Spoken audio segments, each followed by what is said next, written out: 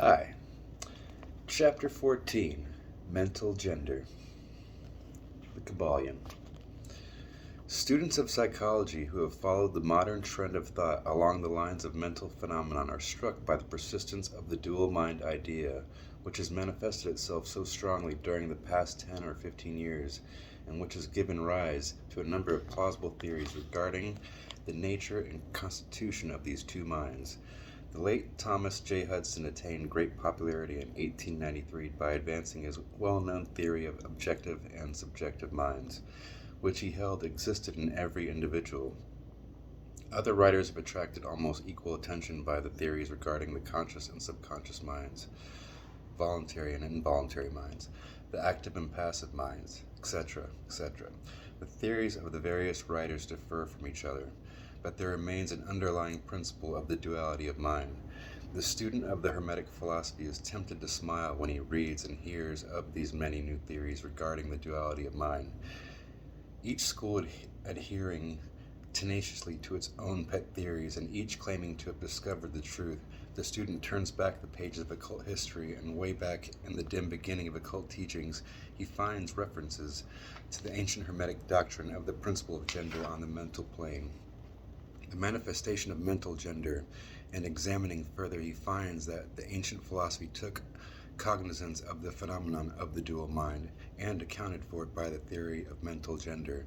This idea of mental gender may be explained in a few words to students who are familiar with the modern theories just alluded to.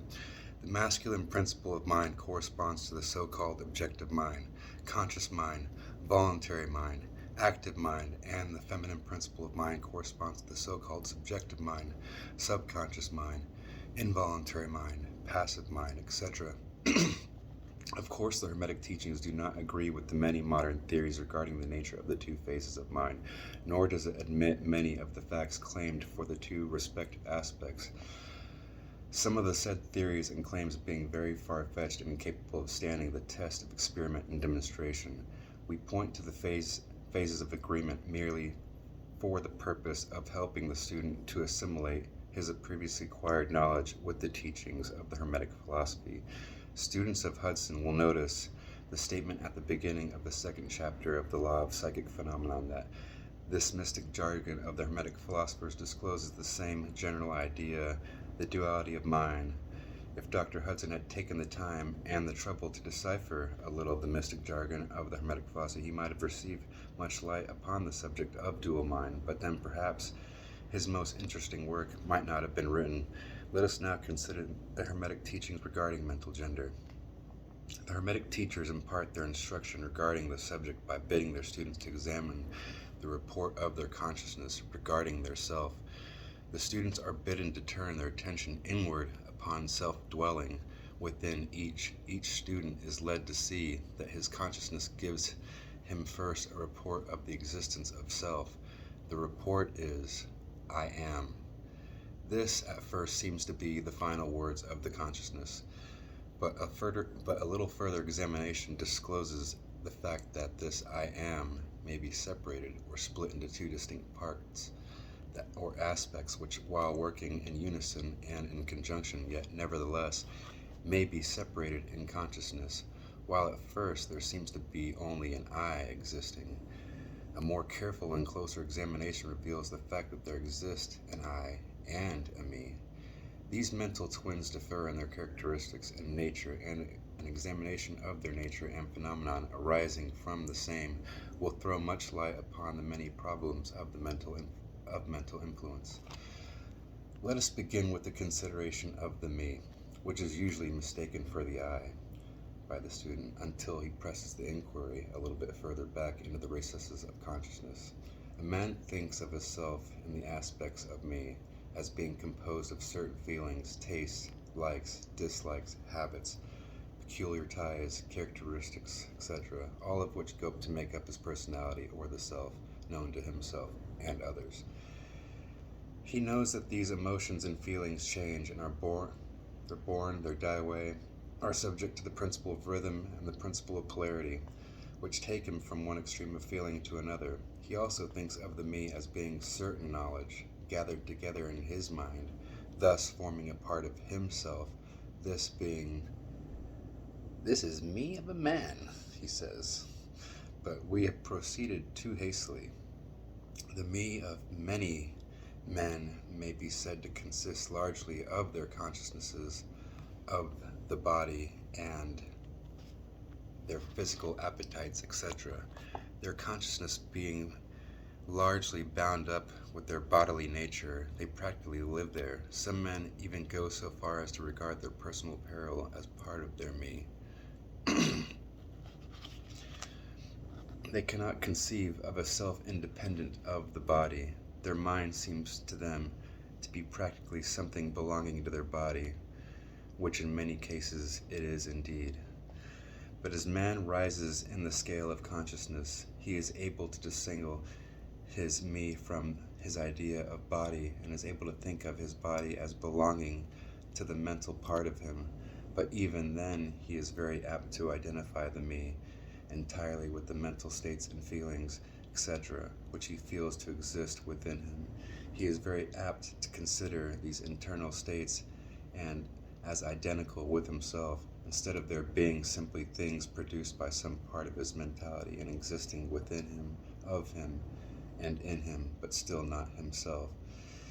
He sees that he may change these internal states of feelings by an effort of will, and that he may produce a feeling or state of an exactly opposite nature in the same way, in the same way yet the same me exists, and so far after a while he is able to set aside these various mental states, emotions, feelings, habits, qualities, characteristics, and other personal mental belongings. He's able to set them aside in the not me collection of curiosities and encumbrances, as well as valuable possessions.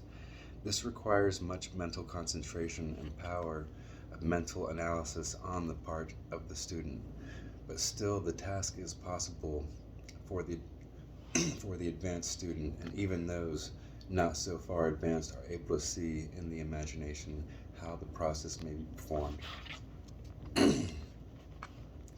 After this laying aside process has been performed, the student will find himself in conscious possession of self, which may be considered in its I and me dual aspects. The me will be felt to be a something mental in which thoughts, ideas, emotions, feelings, and other mental states may be produced. It may be considered as the mental womb, as the ancients styled it, capable of generating mental offspring.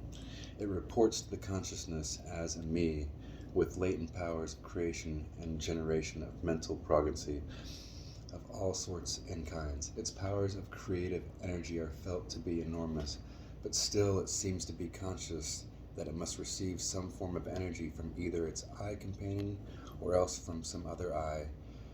It is able to bring into being its mental creations. This consciousness brings with it a realization of enormous capacity for mental work and creative ability. But the student soon finds that this is not all that he finds within his inner consciousness. He finds that there exists a mental something which is able to will that the me act along certain creative lines, and which is also able to stand aside and witness the mental creation. This part of himself is taught to call his I. He is able to rest in its consciousness at will. He finds that there is not a consciousness of an ability to generate and actively create in the sense of the gradual process attendant upon mental operations, but rather a sense and consciousness of an ability to project an energy from the I to the me, a process of willing that the mental creation begin and proceed. He also finds that the I is able to stand aside and witness the operations of the me's mental creation and generation. There is this dual aspect of the mind of every person. The I represents the masculine principle of mental gender. The me represents the feminine principle. The I represents the aspect of being. The me, the aspect of becoming. You will notice that the principle of correspondence operates on this plane, just as it does upon the great plane upon which the creation of universe is performed. The two are similar in kind, although vastly different in degree, as above, so below, as below, so above. These aspects of mind, the masculine and feminine principles, the I and the me, considered in connection with the well-known mental and psychic phenomenon, give the master key to these dimly known regions of mental operation and manifestation. The principle of mental gender gives the truth underlying the whole field of the phenomenon of mental influence, etc. The tendency of the feminine principle is always in the direction of receiving impressions, while the tendency of the masculine principle is always in the direction of pushing out, giving out, or expressing, creating action. The feminine principle has a much more varied field of operation than has the masculine principle. The feminine principle conducts the work of generating new thoughts, concepts, ideas, including the work of the imagination. The masculine principle contents itself with the work of the will. It is varied phases, and yet without the active aid of the will of the masculine principle, the feminine principle is apt to rest content with generating mental images which are the result of impressions received from outside, instead of producing original mental creations. Persons who can give continued attention and thought to a subject actively employ both of the mental principles, the feminine in the work of active mental generation, and the masculine will in stimulating and energizing the creative portion of the mind. The majority of persons really employ the masculine principle, but little are content to live accordingly to the thoughts and ideas instilled into the me from the I of other minds. But it is not our purpose to dwell upon this phase of the subject, which may be studied from any good textbook upon psychology, with the key that we have given you regarding mental gender. The student of psychic phenomenon is aware of the wonderful phenomenon classified under the head of telepathy, thought transference, mental influence, suggestion, hypnotism, etc. Many have sought for an explanation of these varied phases of phenomenon under the theories of the various dual mind teachers, and in a measure they are right, for there is clearly a manifestation of two distinct phases of mental activity. But if such students will consider these dual minds in the light of the Hermetic teachings regarding vibration and mental gender, they will see that the long sought for key is at hand. In the phenomenon of telepathy, it is seen how the vibratory energy of the masculine principle is projected toward the feminine principle of another person, and the latter takes the seed thought and allows it to develop into maturity in the same way suggestion and hypnotism operates.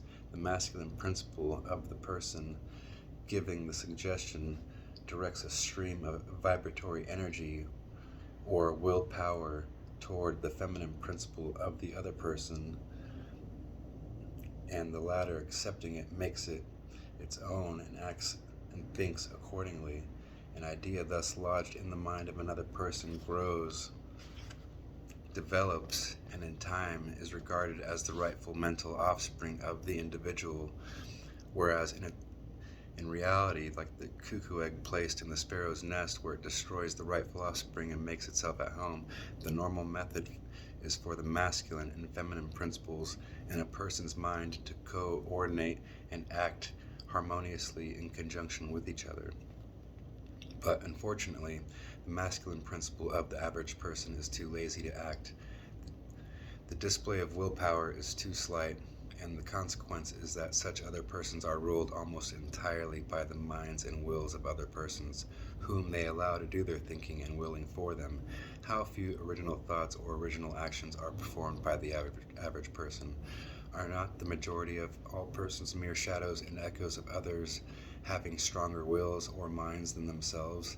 The trouble is that the average person dwells almost altogether in his me consciousness. Almost everybody consciousness, and does not realize that has such a thing as an I. He and she, all you motherfuckers, polarize in their feminine principle of mind and the masculine principle in which is lodged. The will is allowed to remain inactive and not employed. The strong men and women of the world invariably manifest the masculine principle of will, and their strength depends materially upon this fact. Instead of living upon the impressions made upon their minds by others, they dominate their own minds by their will, obtaining the kind of mental images desired, and moreover, dominate the minds of others likewise in the same manner. Look at the strong people, how they manage to implant their seed thoughts in the minds of the masses of the people, thus causing the latter to think thoughts in accordance with the desires and wills of the strong individuals. This is why the masses of people are such sheep-like creatures, never originating any idea of their own, nor using their own powers of mental activity. The manifestation of mental gender may be noticed all around us in everyday life. The magnetic persons are those who are able to use the masculine principle in a way of impressing their ideas upon others. The actor who makes people weep or cry as he wills is employing this principle, and so is the successful orator, statesman, preacher, writer, or other people who are before the public attention. The peculiar influence exerted by some people over others is due to the manifestation of mental gender along the vibrational lines above indicated.